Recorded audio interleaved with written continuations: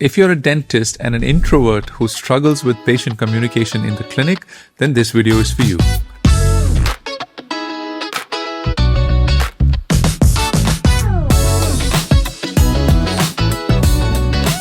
If you're new to the channel, my name is Siju Jacob. I've been a private practitioner for the past 25 years in Bangalore and Dubai. I've been using a surgical microscope in my private practice for more than 20 years, and I've been training dentists how to incorporate the surgical microscope in everyday clinical practice for more than a decade. If you've been here before and you found some value in the videos that I post every week, then don't forget to click on that subscribe button so that you get notified every time I upload a new video, which is usually every Sunday. You can also subscribe to my weekly newsletter. I've put the link in the description below so that you get even more useful information delivered right into your inbox every week. One of the things that introverts dislike is to start communication with people whom they've never ever met.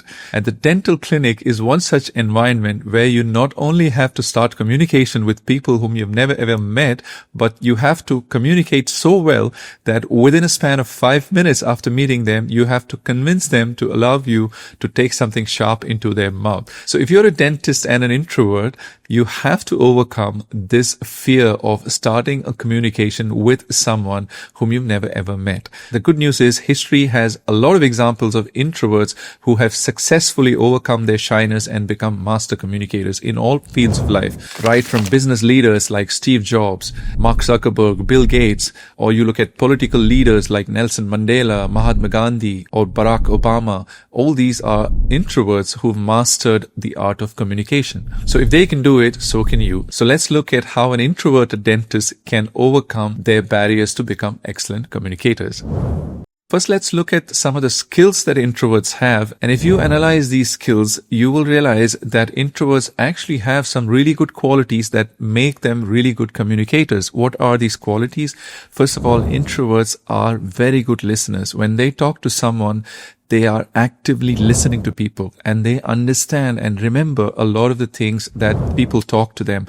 So this is an excellent quality because everybody loves to be seen and heard, and introverts give them this feeling that they are actually listening to the person that is talking to them. So that's one really big advantage that introverts have. They are very good listeners. Secondly, they are not superficial people. They don't like small talk. So when they do speak something, they speak something which they really mean. They are not superficial people. Again, a very good quality to have to be a really good communicator. And thirdly, most introverts have a lot of empathy. When they listen to someone, they can respond in an empathetic manner, and that is again a very good quality to have to become a really good communicator. So introverts do have all these very good qualities, and as a dentist who's an introvert, you too can leverage these qualities to become a really good communicator in the dental clinic. The first strategy an introvert can use is the art of active observation. When we say active observation, it means observing certain traits of someone who's just walked into the operatory and then responding with certain statements that can stimulate conversation. When someone walks into the clinic for the first time, we are observing them very carefully. We're looking at their body language, what kind of clothes they wear, what kind of shoes they're wearing, what are the articles they're carrying. For example, if it's a lady, are they carrying some sort of a special handbag? These sort of things. Are they carrying a book? One very good habit to practice when we are actively observing someone and following it up with some sort of a statement is to avoid questions which stimulate them to give one-word answers. For example, someone walks in wearing a really nice shoe into the clinic. If you ask them, where did you buy this shoe? They probably just give you a one-word answer. I bought it in so-and-so shop, and that's the end of the conversation. There is a better way to do this. Rather than ask them a question, you could just make a random statement. You could say, those are really nice shoes. Or you could say something like, I really like the design on these shoes. And then leave it at that rather than ask a question.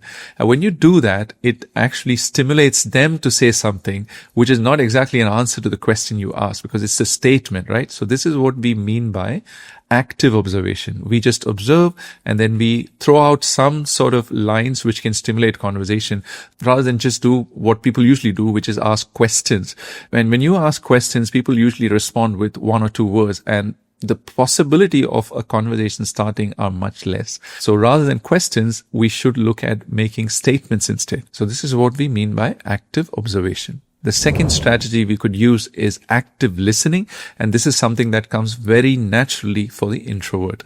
Introverts are very good listeners, so rather than going on asking and talking about ourselves, we should give patients the chance to talk about themselves. So when we issue a statement which stimulates conversation, and when the patient responds, we need to have the ability to listen to what they are talking, and then based on what they are answering, the conversation continues. So we don't have a set of pre-framed questions which we ask the patient. We just have a template where we initiate the initial conversation, and then the rest of the conversation is based on what the patient responds. So this is what we call active listening. We are listening very attentively to what the patient is saying, and then the rest of the conversation flows based on what they say. And this is something that comes very, very naturally to introverts. Why is it so important to listen to people? Because no matter who they are, every human being wants to be seen and heard.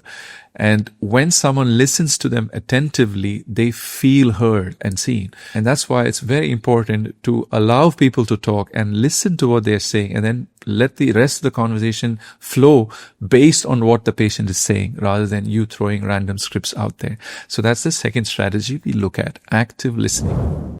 So based on this, let's look at some of the steps we can use, or some sort of a protocol that we can have in our clinic, especially if you are an introvert. So the first step is to observe the patient as they walk in. You are looking at all the different things that can give you a clue as to initiate a conversation. Step number 2 is we practice the statements that we can make to trigger a conversation. So you could have a list of 20 or 30 things that you could practice. You look at a scenario and say, if this person walks in with a bag, what are the things I can do to initiate a conversation? So you just have this first line ready, and then the rest of the conversation can be based on what a patient is replying. The third technique or step is to get comfortable with silence. So when we ask a question and there is no immediate response, we shouldn't try and fill in the blanks with our own statement. We get comfortable with silence, and then we wait for the patient to reply rather than we jumping in with our own solutions.